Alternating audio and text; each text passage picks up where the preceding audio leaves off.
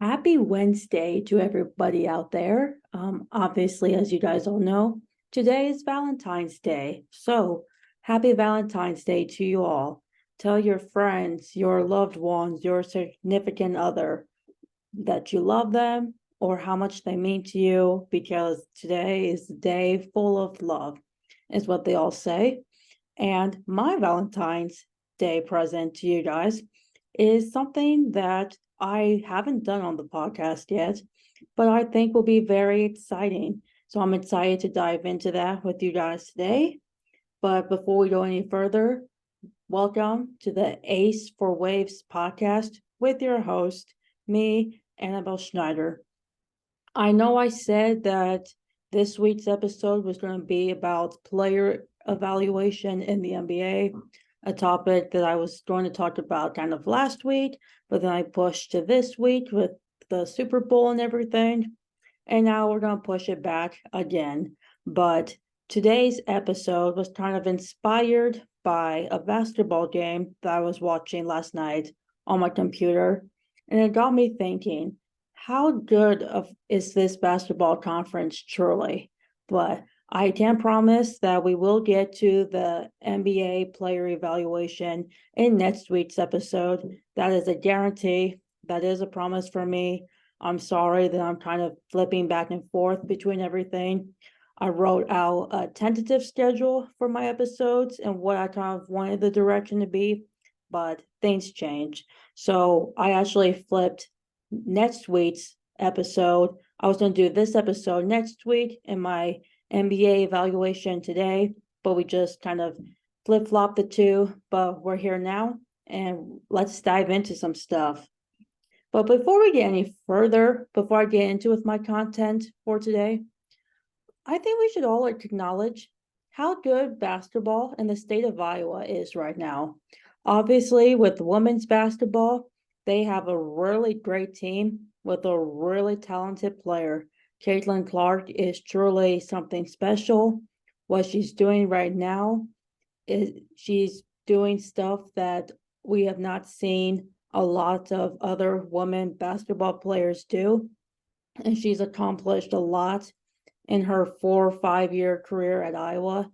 I know Hawkeye fans are witnessing history right in front of their eyes, but no matter how much you want to hate Caitlin Clark or you don't like her, you can't just push aside the fact that she is very talented and she is a really good basketball player.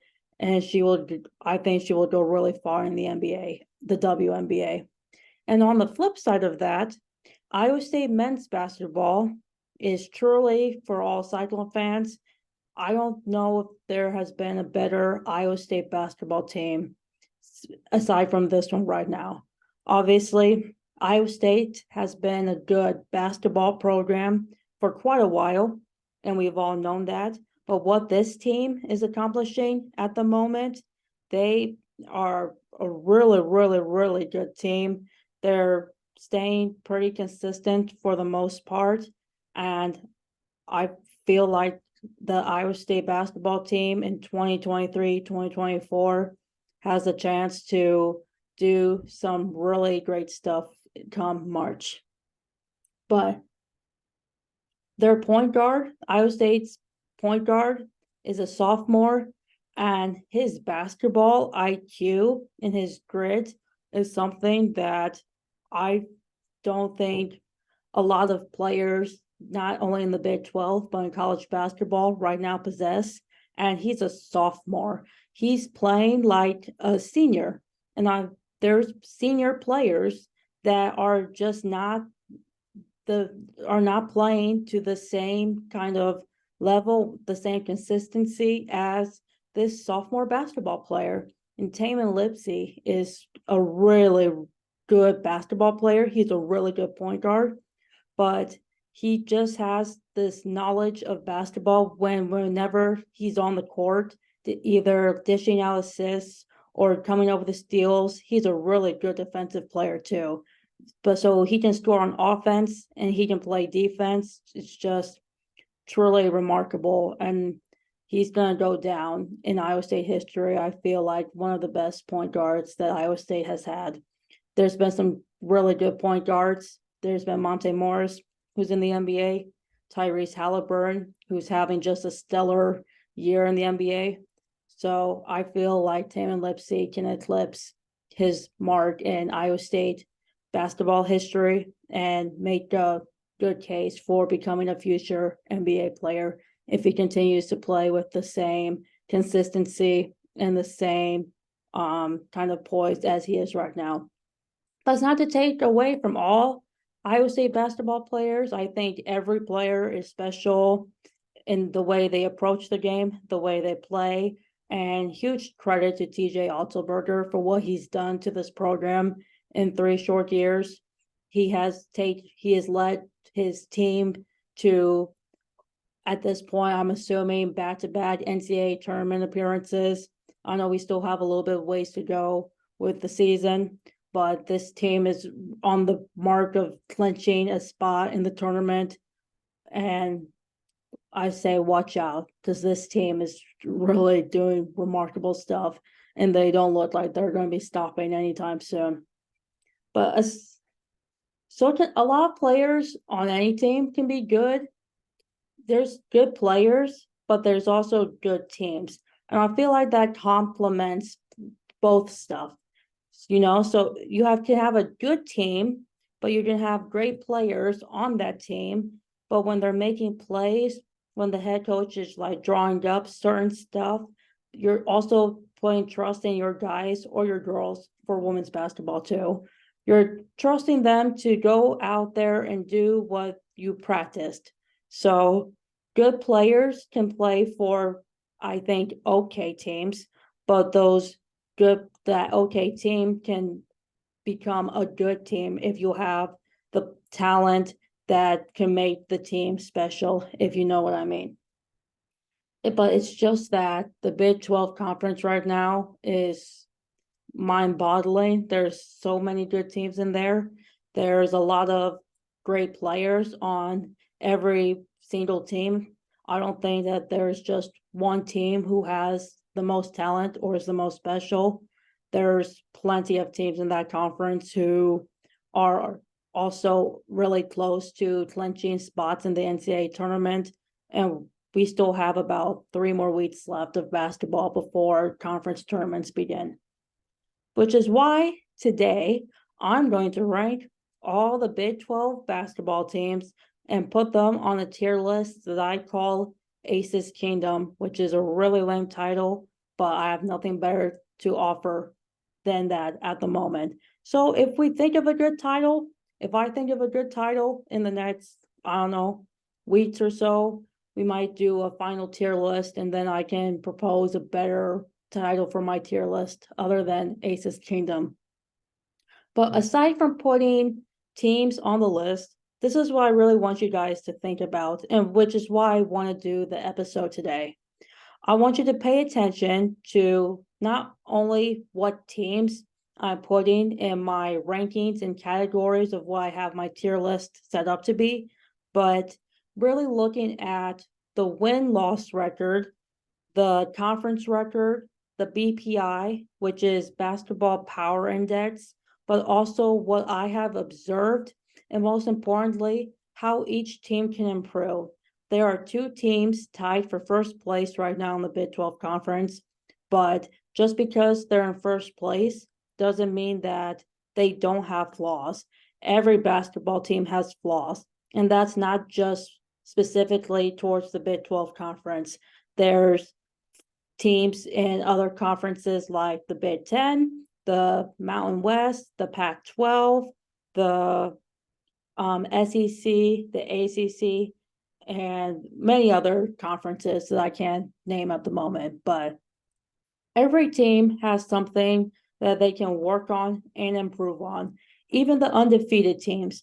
I know there's one women's basketball team who's undefeated right now, and they're great. They haven't lost, which is what you really try not to do every week. You try to go out and win the game. You don't want to lose. But even the teams that are undefeated have something that they can work on and improve and just make that team or make their team just a little bit better. improve just a little bit more. So the next time you go out, you can play with even greater toughness. You can play better offensively, defensively. You have the awareness of what's going on around you and piece that all together. And it's a recipe for greatness, as I say. But if you're watching this on YouTube, you're going to be able to see my screen of my tier list and how I'm going to put each team. But if you're listening on Spotify, you can just hear the audio of what I'm going to do and where I'm going to put each team. My tier ranking categories are Kings of the Conference, Gritty, Ballers, Okay, and Need Some Work. Kings of the Conference is for the best of the best, and Need Some Work is pretty self-explanatory that I don't think I have to explain. That goes for the bottom teams, which I hate putting teams at the bottom, but we have to be fair. And I'm going to try to be as unbiased as possible when doing this. So if I do sound biased, I apologize, but I really hope that I can go in with an unbiased perspective. I did the research, I have facts to show for each team, but let's get into this. As Flo Rida would say, it's going down for real. It's so bad. All right. Share screen.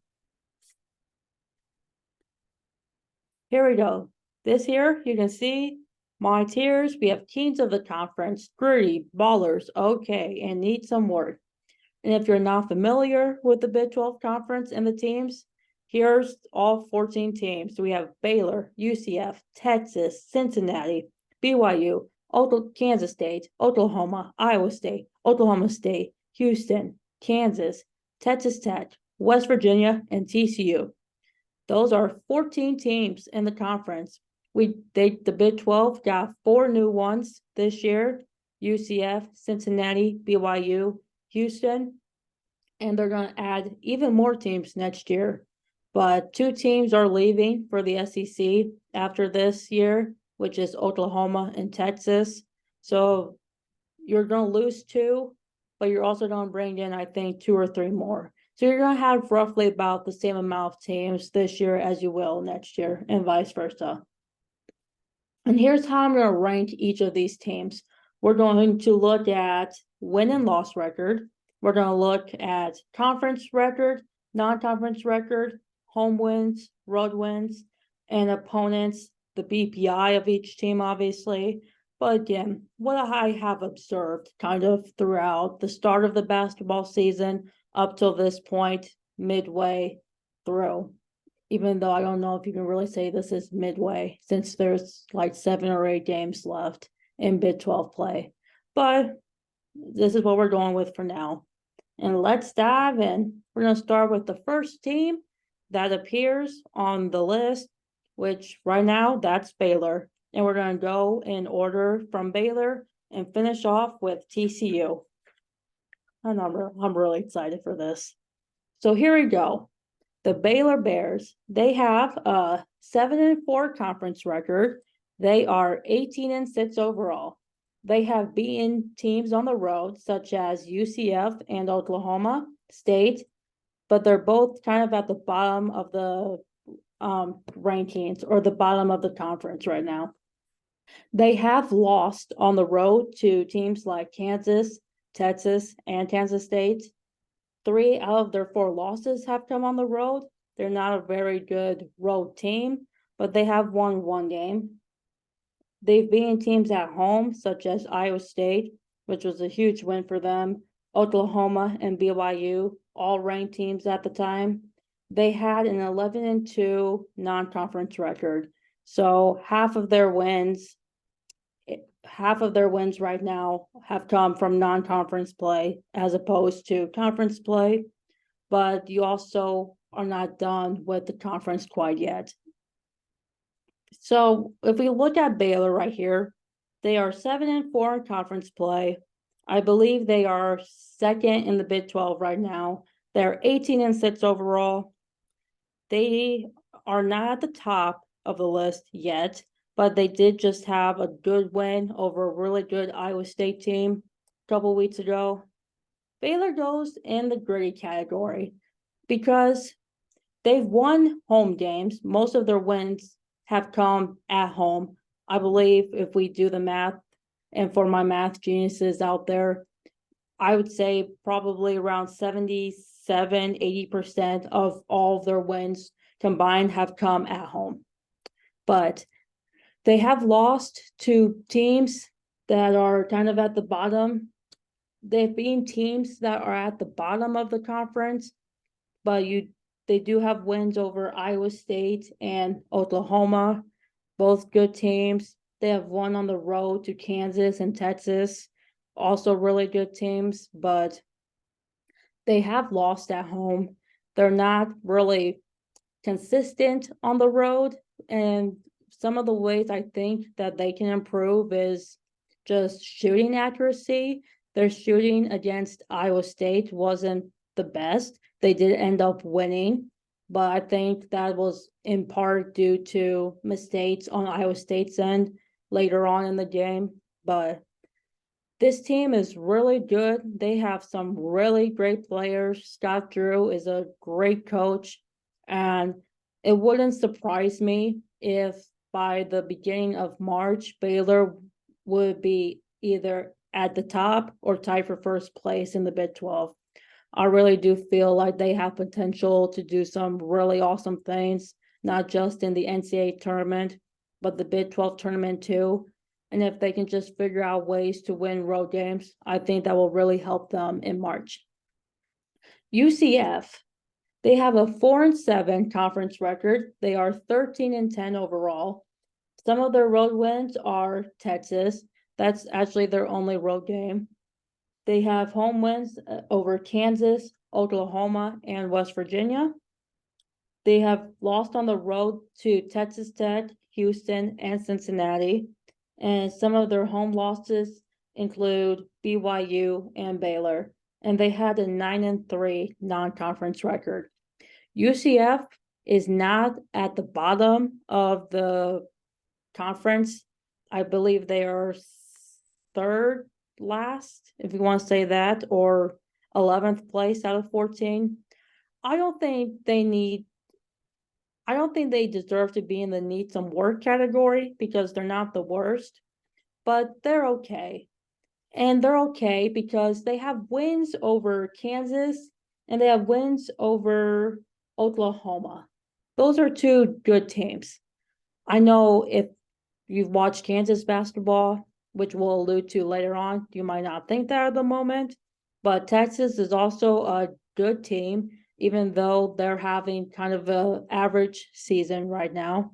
But when you can beat those teams, I think that makes you okay.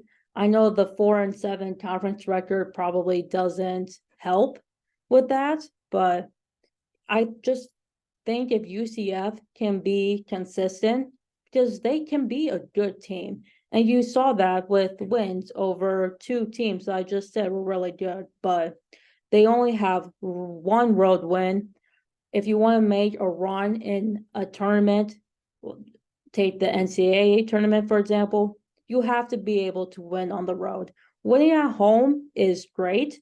And I think for any team, when you win at home, that does so much for a team's confidence when you can have the fan base cheering you on.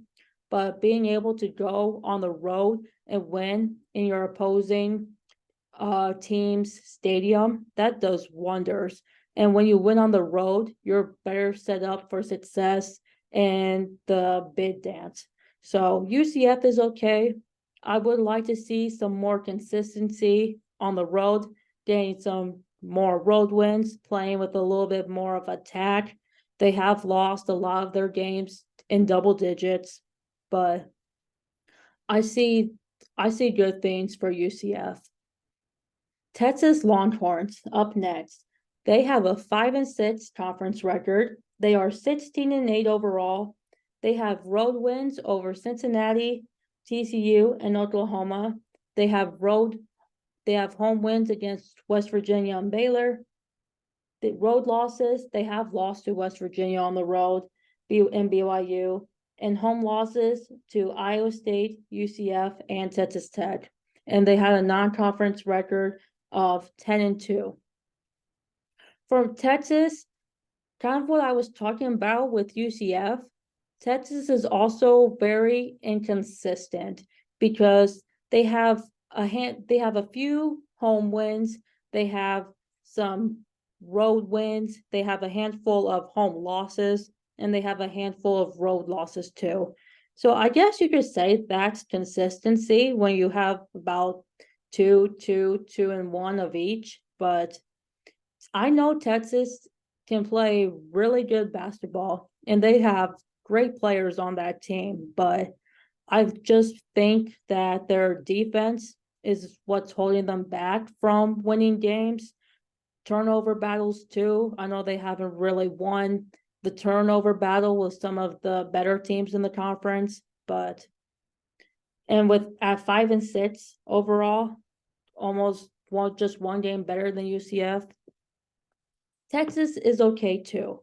And that's not a knock to them, I feel like. Texas is a good team. They have been good in the past, but this season, I don't think this season is what they were hoping it would look like at this point right now. And when you're 5-6 overall, you're not even at 500 yet. I think that puts you at okay. They can get better at getting some more road wins, but their home wins too is not looking great. I believe over half of their losses have come at home when they're playing at home. So if they can protect their home court better, if they can play a little bit more of a clean game and minimize some of those turnovers, they have a chance to do some good things too. And their overall record right now is 16-8. So they're teetering at the line of clinching an NCAA tournament berth. I think you need like 21 wins to get you in automatically. They have 16 right now. There's about 7 or 8 games left. So if they can go on a really great run from now till the start of March, I believe we'll see this Texas team in the NCAA tournament, or at the very worst, the NIT, which is not a bad thing either. Cincinnati, one of the newer teams, they have a 4-7 conference record, same as UCF. They are 15-9 overall. They have road wins at BYU and Texas Tech, home wins over TCU and UCF, road losses to Kansas and West Virginia, who West Virginia is at the lower part of the conference right now. And they have home losses to Iowa State and Oklahoma. They also had an 11-2 non-conference record. I just saw Cincinnati play last night against Iowa State, which is kind of what this whole episode and what this whole segment was inspired by. I know Cincinnati is a great team. It's really hard to win at their home court too. Iowa State, one of the better teams in the conference, was a 1.5-point underdog heading into that game. And they were statistically better than Cincinnati. But Cincinnati entered as 1.5-point favorites. The way I watched that game was Cincinnati just couldn't play a clean ball game. And that's hard to do when you're playing the better defensive teams, when they can force turnovers and they can make stops and make plays on defense. But when you have 25 turnovers in a game, that's sloppy basketball. And I know Cincinnati's not a team that turns the ball over a lot, but 25 is a lot. So, and at 4-7 conference record too, again, with UCF and Texas, they're an okay team. I wouldn't put them in ballers yet, just from what I saw yesterday, the way they played against Iowa State, but they are 15-9 overall. I think they're one game short of Texas. I believe Texas is one game ahead of them in the Big 12 standings, but if they can, again, just like with Texas, pull off some really great wins towards the latter part of the season and come March, if they can just fix some of those turnover mistakes, if they can get some shots to fall down and play an overall good game on both sides of the ball, I don't see any reason why they can't move up to ballers in a few short weeks. BYU, Brigham Young University, they have a 6-5 conference record. They are 18-6 overall. They have road wins over UCF and West Virginia, home wins against Iowa State and Texas. They have road losses to Oklahoma and Texas Tech, and they have home losses to Houston and Cincinnati. They had a 12-1 non-conference record. They only lost one game in non-conference play. So they're 6-5 in conference play. They are one game above 500. I saw what they looked like against Iowa State when they played them at home, and they looked super strong. They knew exactly what they were doing. They knew exactly how to guard the ball. They knew how to shoot it, and they knew how to attack some of Iowa State's defensive weaknesses. I know BYU, they're ballers. They're not kings of the conference. I wouldn't really call them a gritty team. They have lost a few of their last 5 or 6 games, but they're not on the same tier with UCF and Cincinnati, and they don't need some work. And they're not at the bottom of the conference either. I feel like if BYU can just work once again on guarding the ball, shooting the ball with a little bit more consistency, if they can go on the road and win. I know they have home wins, but road wins are really, really important, especially at this time of the year too. But again, they're a really great team. I know they visit Ames in a couple of weeks, which would be a rematch of the first game that happened at them.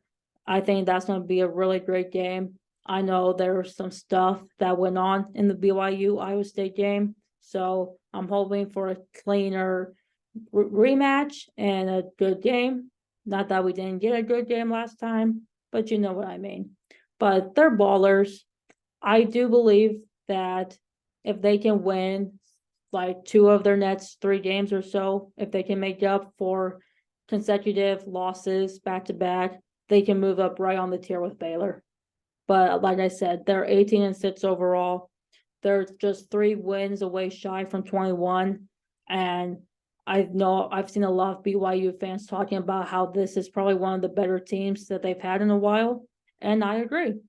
They're a really great team, and they know how to ball. Kansas State. Going next. Kansas State has a... Oh, I'm down here. Let's do... Oh, hold on a sec, guys. Kansas State. There you go. I got lost in this thing for a second. Kansas State has a 5-6 conference record. They are 15-9 overall. Some of their road wins are West Virginia, which is their only road win. Same with UCF. Home wins against Kansas and Baylor, 2 really good teams. They have road losses to Oklahoma State, Iowa State, and Houston, and they have home losses to Oklahoma. 5 of Kansas State's losses have come on the road, so they are not a really good road team. So I think they've only lost 1 game at home, which is to Oklahoma, and they had a non-conference record of 10-3. And here's the deal with Kansas State. They started off really good in conference play in January. I believe they won 4 straight games or so. They did have to play Iowa State in Ames, and there was a lot of controversy surrounding that game, which we're not going to talk about because it's not my place to do so. But I'm sure if you Google Iowa State versus Kansas State basketball, you'll see the articles and what transpired in that game and so forth. But after the loss to Iowa State, they went on to lose their next 4 games in a row, including a loss to the worst team in the conference right now in Oklahoma State. I know I have a lot of teams right now in the okay category, but for me right now, Kansas State has to be in the same tier with UCF and Texas and Cincinnati. They have 5-6 conference record, same as Texas. They have just one more win than Cincinnati and UCF, but when you lose 4 straight games in a row after winning your first 4 and then losing 4 straight, or I should say 3 straight. They've lost 3 straight to Iowa State, Houston, and I believe Oklahoma State, but they did just beat Kansas a couple weeks ago too. They're okay. I mean, they have potential. I don't think what happened in Ames defines them as a team and as an organization, but 3 straight losses in a row that just can't happen in Big 12 play because you're trying to win as much games as you can, and wins are really hard to come by. Any team can win, whether you're the worst team in the conference or whether you're the best team in the conference. Any team can win. It's not a guarantee that you will win every game, but losing to Oklahoma State, one of the worst teams in the conference, after coming off 2 losses to Iowa State and Houston for Kansas at State and getting defeated at Houston by more than 20 points, they have stuff to work on. And I feel like they will, but I just need to see more consistency from them at this point in the season. Oklahoma has a 6-6 conference record. They are right at 500. They are 18-7 overall. Road wins at Cincinnati and Kansas State. Home wins against Iowa State, BYU, and Oklahoma State. They have road losses to Kansas, TCU, and Baylor. And they have home losses to Texas and Texas Tech. And they had a non-conference record of 12-1. Oklahoma, I feel like, is one of the more inconsistent teams in the Big 12 at this point right now. I know I said that for Texas, but Oklahoma, they have a handful of road losses, but they have some good road wins. They have home losses too, and they have road losses as well. Oklahoma, but they're 6-6. I said they were 18-7 overall. Again, they are only 3 wins shy of clinching NCAA tournament berth, but they're in the same category with BYU. They're ballers. I saw how they played their first conference game against Iowa State. They looked really good. They also have wins over BYU. BYU is also a good basketball team. They've won on the road at Cincinnati, which is apparently really hard to do also. So I know they can beat good teams. They've also beaten some teams that might not be on the same level as them. They have also lost to teams worse than them, but they've also lost to teams better than them. I would just like to see some more consistency too. I want to see them shooting the ball more. They're a good shooting team. They can shoot a 3-pointer when it's on, it's on for them, but they're ballers. They don't exist in the same realm as teams like Kansas State and Cincinnati, but I'm not ready to put them up with a team like Baylor quite yet, but they do have potential, I feel like, to get to that point in the next couple weeks. Iowa State basketball, they have an 8-3 conference record, which is tied for first place in the conference currently. They are 19-5 overall. They have road wins at TCU, Texas, and Cincinnati. The Cincinnati win just happening yesterday. They have home wins against Houston, who was undefeated at the time and ranked number 2 in the country. Kansas and TCU, they have road losses to BYU, Baylor, and Oklahoma, and they have no home losses at the moment currently. All three of the Cyclones conference losses are on the road. Their road loss to Baylor, I believe, last week was only by 2 points, and it was so close to coming up with a win that just fell short on a Milan Momcilovic buzzer beater that he just didn't rattle off in time. So if he had made that buzzer beating shot, it was a 3-pointer. They were down by 2. If he made it, Cyclones would be up by 1, and the game would be over. They would win. But it was against a really good Baylor team. Oklahoma and BYU losses were both more than double-digit losses. So I'd say those were Iowa State's 2 worst performances of the season so far. And they have protected Hill and Coliseum. They have not lost at home yet. I said I was trying not to be biased in this episode, but I know they lost to Baylor, okay? I know that Baylor beat them, but they only beat them by 2. Baylor has lost at home. Iowa State has not yet.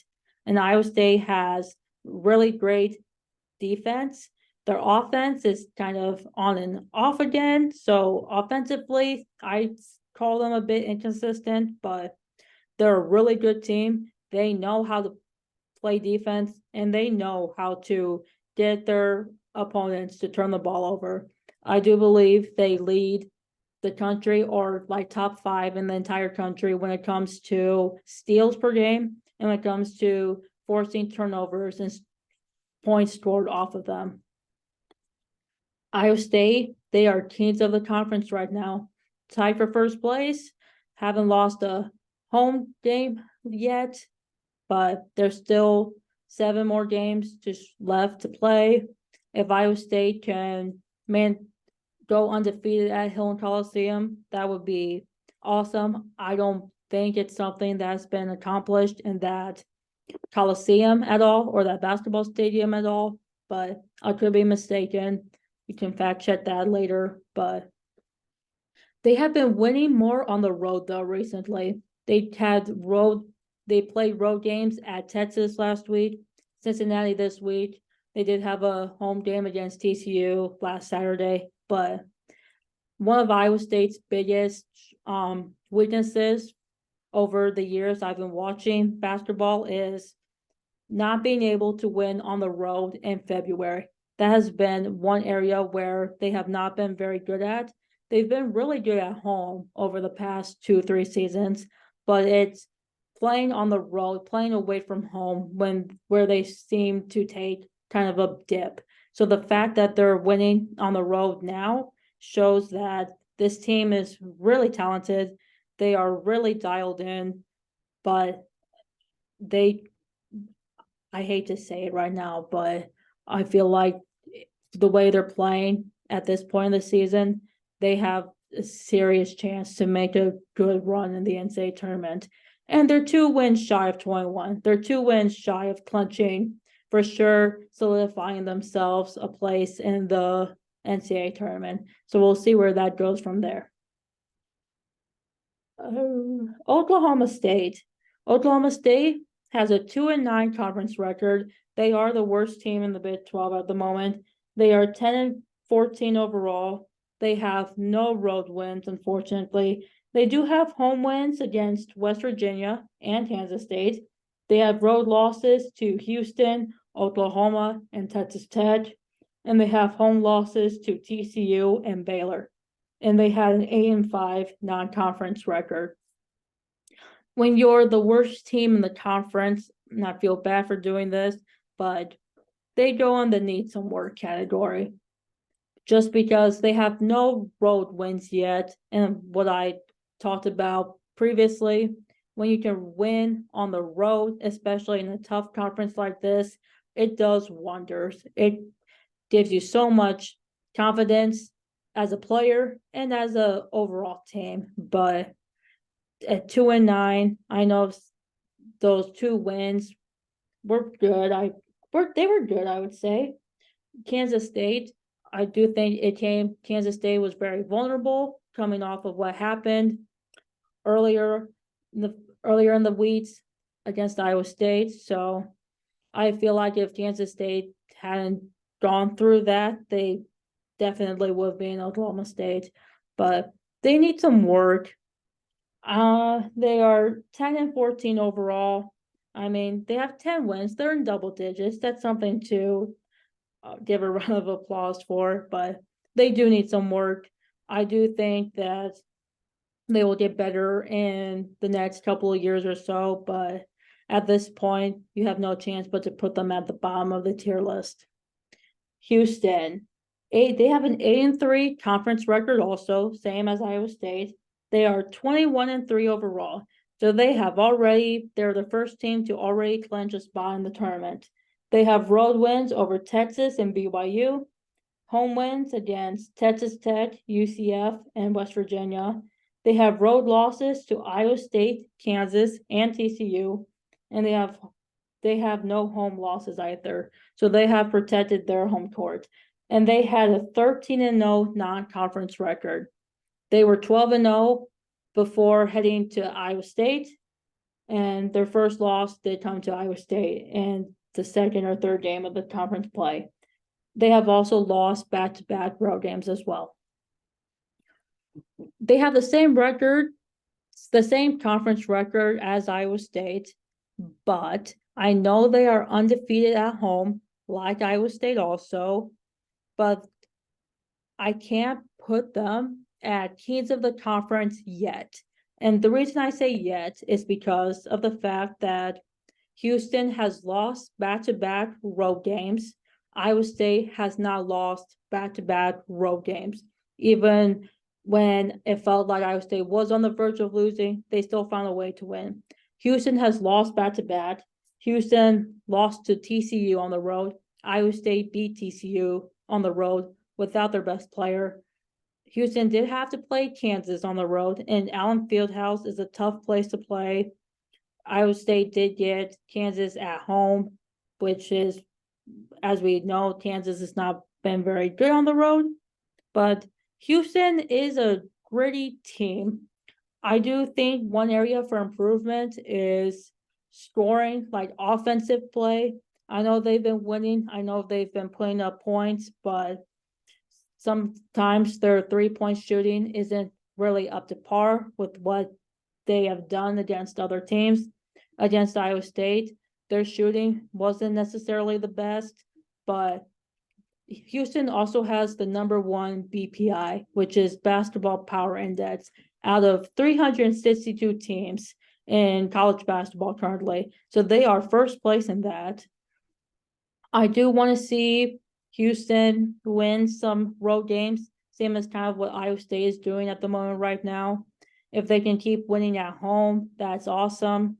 But I would like to see a few more road wins. And I would love just to see a little bit more offensive play. So making those easy field goals, making 3-pointers when it allows for you to shoot it, and just free throw percentage also. Houston is a pretty good free throw shooting team. I can't say the same for other teams in the conference when it comes to that, but Houston's a gritty team. I know one could argue that I should put them at kings of the conference, but the fact that Iowa State has beaten TCU on the road and Houston hasn't, and the fact that TCU has lost back-to-back road games before and Iowa State hasn't yet, that's kind of what's holding me back. And that's kind of where the unbiased opinion comes from.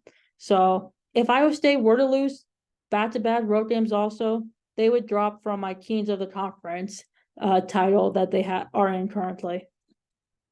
Kansas Jayhawks, they are 7-5 in conference play. They have a 7-5 conference record. They are 19-6 overall. They have road wins at Oklahoma State. That's their only road win. They have home wins against Baylor and Houston.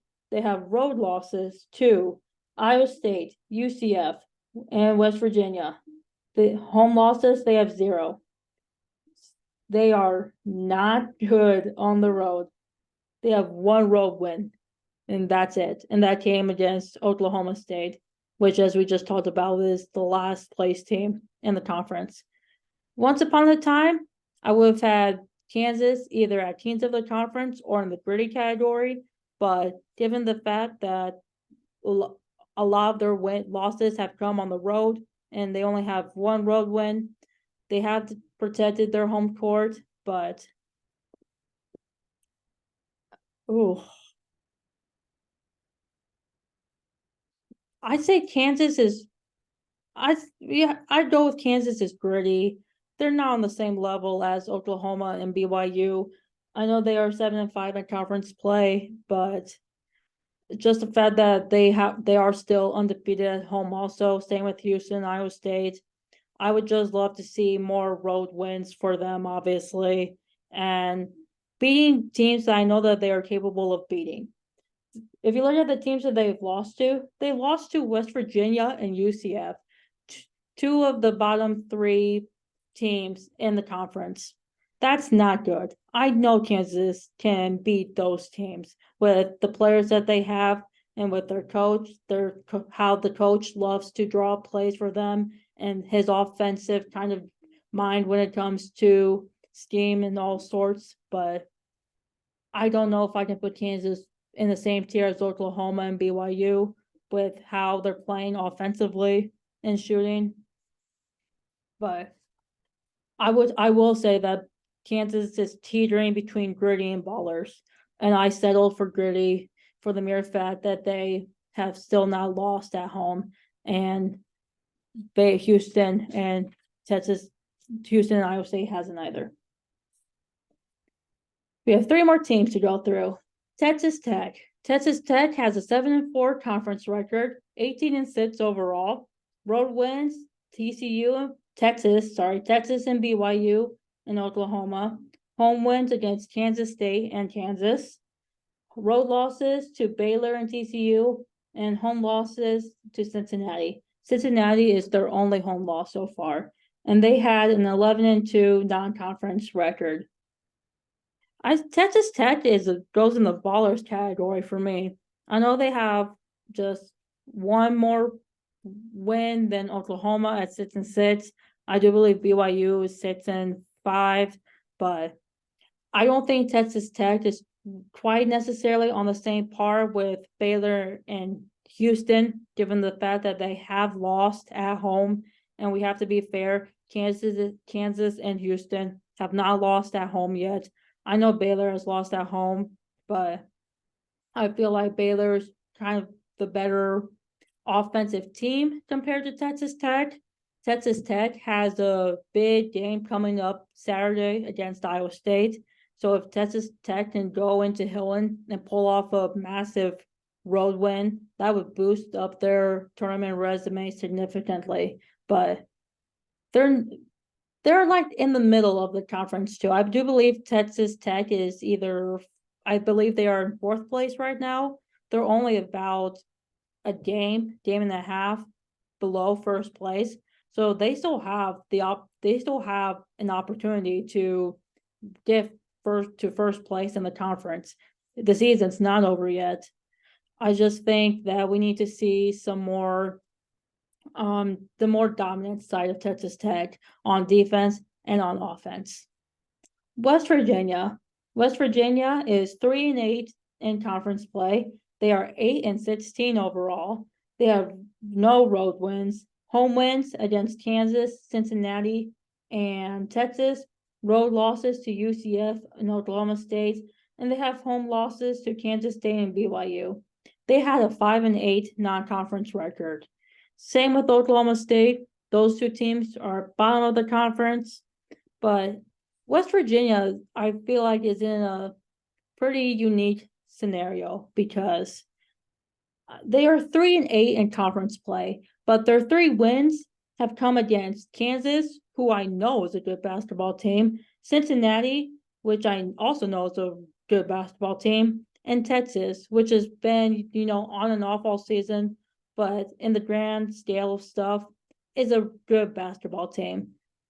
West Virginia beat all 3 of those teams. So I know West Virginia can be good. It's just that they have been all over the place throughout the entirety of the season, conference and non-conference play included. They do need some work. I do think they need some work in drawing up a better offense, players shooting the ball more, playing better defense, and capitalizing on the opportunities presented to them. Some of their losses too have come by 2, 4, 6, 8 points. So they do have some losses that are less than double digits, but they need to really work on capitalizing on opportunities. And last team, TCU, 6-5 conference record, 17-7 overall, road wins, Baylor, Oklahoma State, home wins, Texas Tech, Houston, and Oklahoma. They have road losses to Iowa State and Kansas, and they have home losses to Iowa State and Texas Tech. They had an 11-2 non-conference record. Because TCU is 17-7 overall, they are 6-5 in conference play. They have the same amount of conference wins as Oklahoma, and they're not really in the 19-18 wins yet. TCU, again, is a baller team. They got swept by Iowa State against the team at home when they were playing at home, where I feel like they should have won because Iowa State was without Taman Lipsey at the time due to injury. But they're only 4 wins shy of getting to 21. They're a good team. They know how to ball. They know how to play offense. They know how to play defense. They know how to capitalize off of their opponent's mistakes and turn them into points. And I believe that they lead the nation in fast break points off the ball. So they can score really fast, and they're really good at that. But for now, they're going to go into the ballers. I would just like to see them kind of make the most, again, kind of talking about what West Virginia did, making the most off of the opportunities given to them, and just hearing a couple of more wins. Really quickly, let's talk about the BPI of each team. Houston is number 1. The number 6 in BPI is Iowa State. 14, Baylor. 15, BYU. 18th, Kansas. 21, Texas. 25, Texas Tech. 31, TCU. 32, Cincinnati. 33, Oklahoma. 49 is UCF. 57, Kansas State. 119th is Oklahoma State. And 150 is West Virginia. That's just like their BPI ranking. I didn't put the actual BPI. You can find BPI on ESPN. If you click on teams and you click on, I believe, record, you can go to BPI and BPI predictions. That will tell you like the exact score given to them. But that's just where they are out of 362 teams. So 14 teams in the Big 12. They are all in the top 150. There's 11 teams who are in the top 50, and 362 overall teams, and you're the worst at 150. I think that just proves how tough and how good of a conference the Big 12 conference really is. And with that, this is my final tier list at the moment. I might do a actual final tier list before the Big 12 tournament starts. But you can look at this. If you're watching on YouTube, you can look at the teams right now. I can screenshot this to have this as evidence for when I do this again, see if anything has changed, whatnot. And with that, that will conclude the episode for today. I hope you guys found this content interesting and somewhat entertaining, hearing my commentary about Big 12 basketball. I know it was a long one. I believe we're reaching like 54 minutes. I know it's long, but I really hope that you guys gained something from this. And I wanted to shine a light on a conference in college basketball that I have been watching really closely throughout the last 3 months or so. It's one of the toughest conferences in the nation for a reason, and where each team falls into my own ranking. I hope I did a good job of being trying to be as unbiased as possible. Next week's episode is going to be about NBA player evaluation. I promise I'm going to give you that content that I was going to give you today and last week. But tomorrow is going to be a very special episode. I'm going to let you guys in a little bit more about me as a person, kind of giving you glimpses and pieces of who I am and my school journey to where I am right now, letting you see more of the real me, if that makes sense. I want you guys to kind of connect with me in a way and get to know me, not just the person who talks about sports, but the person who behind the screen, what they are like. And you can get to know me better, and you can just see my vibe, my personality, my upbringings, so forth, all that fun stuff. We'll do that tomorrow. That might be a long one also. Get some content ready for that. But thanks for listening to the Ace for Waves podcast with me, Annabelle, and I'll see you all real soon.